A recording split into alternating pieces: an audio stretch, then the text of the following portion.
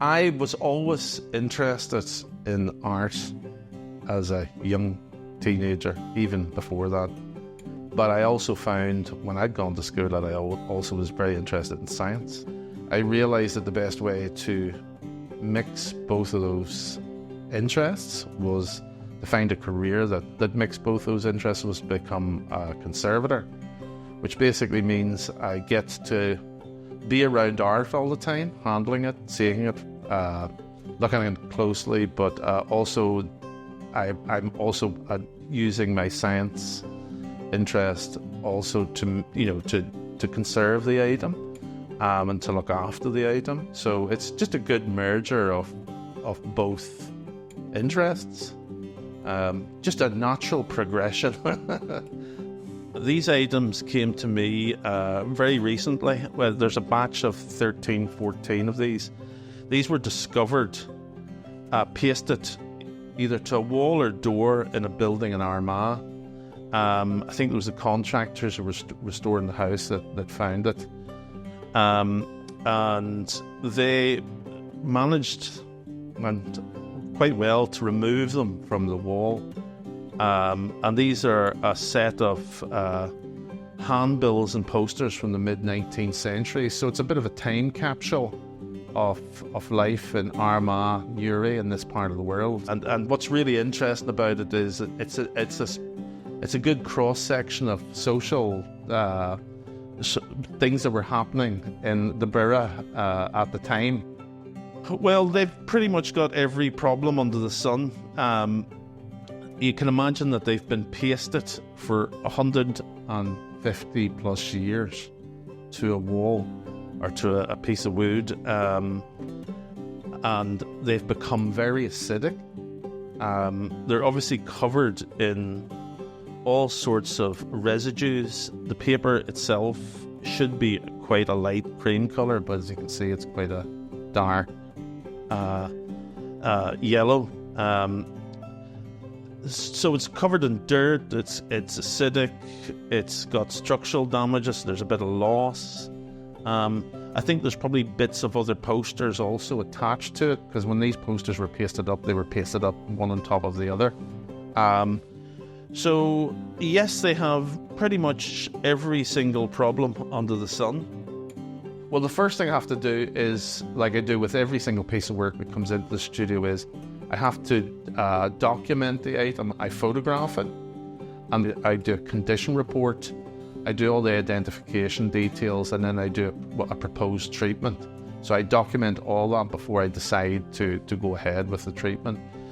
This particular item here, the first thing I would do after having done all the documentation and all the photography is it needs anything that's foreign to the piece, that is any dirt, any mold spores, any residues that are on it. I have to try and remove those. That's because the next process of treatment, if I didn't do that, it would cause problems for the next part of it. For that poster that we're treating now, the paper is so brittle and so delicate that we're very limited on how we can remove all this loose material. So best thing to do is to work on the stereo microscope so you can actually see what's happening. And the most powerful tool I could use, believe it or not, is a sable brush. Just very delicately brushing the material off until I've got all the friable material gone. And then that's pretty much it.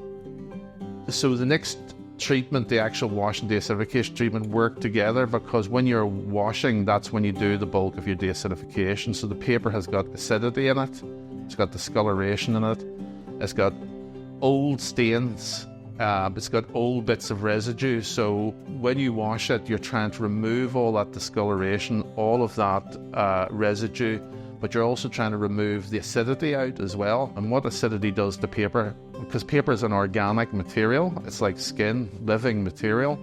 Once the acidity goes in there, it breaks down all the little bonds that hold all the fibres together and makes the paper weaker, and eventually the paper will become brittle and dry.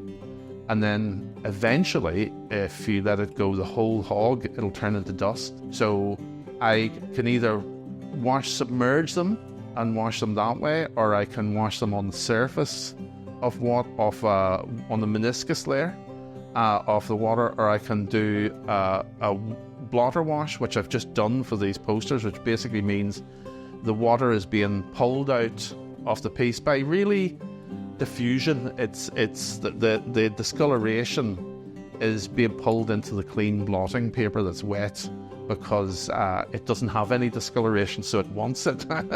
So essentially the blotting paper is pulling all the discoloration and all the acidity out.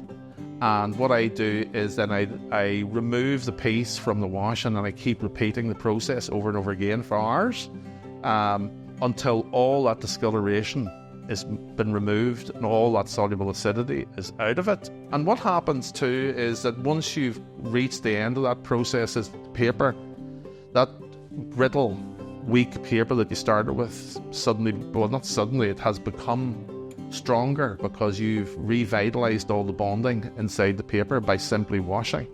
You've added hydrogen back into the whole system. So it's an amazing outcome, you know. Last major treatment of conservation for these posters was light bleaching. The light bleaching was necessary because the paper, having washed the items, the discoloration and stains in the paper hadn't completely removed.